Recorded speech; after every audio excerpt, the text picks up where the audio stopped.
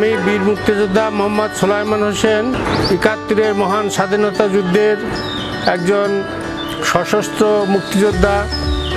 আমাদের এই গ্রামের নাম আলাউদ্দিননগর, যার নামে প্রতিষ্ঠিত এই গ্রামটি। তিনি আমাদের এই মাটির কৃতি সন্তান, বীর মুক্তিযোদ্ধা আলহাজ আলাউদ্দিন আহমেদ সাহেব। তিনি একজন সংস্কৃতিমনা লোক। আমরা ডান দিকে দেখছি যে তার অর্থায়নে এখানে একটি বিশাল বিনোদন পার্ক হয়েছে এবং তিনি প্রতি বছর এই এলাকার মানুষকে নিয়ে বিভিন্ন রকম সাংস্কৃতিক অনুষ্ঠান করে থাকে। তারই অংশ হিসাবে পিঠা উৎসব, যে পিঠা উৎসবটি আগামীকাল শুভ উদ্বোধন হতে যাচ্ছে। আগে প্রাচীনকালে আমরা যে সমস্ত পিঠা আমাদের খাওয়ার অভ্যাস ছিল, সেই সব পিঠা তো এখন হারিয়ে যাচ্ছে। ধাপে ধাপে আমাদের পিঠার সংস্করণ হয়েছে, পিঠার আধুনিকায়ন হয়েছে। পিঠা তো এখন গ্রামে সেই পিঠার গ্রামে পাওয়া যায় না। কুলসি পিঠা, ধুবি পিঠা, সরা পিঠা এগুলো গ্রামে পাওয়া যায় না, এখন শহরে পাওয়া যায় কনফেকশনারিতে বা বড় বড় ইয়েতে। প্রাচীনকালে সেই সব পিঠা যাতে হারিয়ে না যায়, আমাদের আগামী প্রজন্ম যাতে সেই পিঠার সাথে পরিচিত হতে পারে, সেই আশা আকাঙ্ক্ষা নিয়ে আমাদের এই আয়োজন আলাউদ্দিন আহমেদ পার্ক আয়োজন করেছে 2 দিনব্যাপী পিঠা উৎসব, ফার্নিচার ও কৃষিপণ্য মেলা।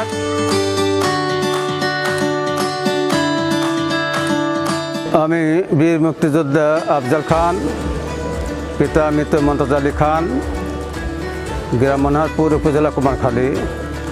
আমরা অত্যন্ত গর্বিত, ভাগ্যবান যে বীর মুক্তিযোদ্ধা আলহাজ আলাউদ্দিন আহমেদের মতো একজন হিতাকাঙ্ক্ষী পেয়েছে, যিনি প্রতি বছর নেয় এবারও একই সঙ্গে পিঠা উৎসব, ফার্নিচার প্রদর্শনী ও কৃষি প্রদর্শনী মেলার মধ্যেও অত্যন্ত আন্তরিকভাবে মুক্তিযোদ্ধাদের সম্মানে, এবং যেহেতু উনি একজন মুক্তিযোদ্ধা, আমাদেরকে একটি স্টল দিয়েছেন, বরাদ্দ দিয়েছেন, যেখানে আমরা দুর্লভ, যেটা সচরাচর পাওয়া যায় না, দেখা যায় না, আমরা সেগুলো চিত্র সেগুলো প্রদর্শন করছি, যার দরুন এখানকার তরুণ সমাজ বা নতুন প্রজন্মরা অনেক কিছু জানতে হবে, শিখতে পারবে।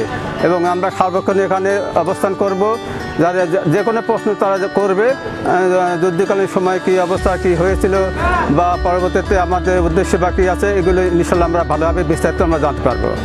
আমি এখানে সুদীর্ঘ 40 বছর যাবৎ এই কর্মস্থলে আছি। গত বছর পিঠা উৎসব হয়েছিল, এবারও আলাউদ্দিন সাহেব পিঠা উৎসবের মনস্থ করেছে এবং এবারও ধরেন অনেক কিছু স্টলে আছে পিঠা উৎসবের। আলাউদ্দিননগর শিক্ষাপল্লী পার্কের গাড়ি পার্কিং, এখানে আমাদের পিঠা উৎসব হবে। পিঠা উৎসবে আমাদের আয়োজন হচ্ছে সিঙ্গারা থাকবে, পুরি থাকবে, তারপরে থাকবে লুডুস, তারপরে চিকেন বারবিকিউ, এগুলো আমাদের প্রিপারেশন হচ্ছে পিঠা উৎসবে।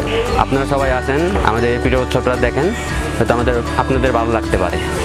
আলাউদ্দিননগর শিক্ষাপল্লী পার্কে আগামীকাল শুক্রবার এবং শনিবার এই 2 দিন পিঠা উৎসবের জন্য এখানে সৌন্দর্য বর্ধনের জন্য কাজ চলছে।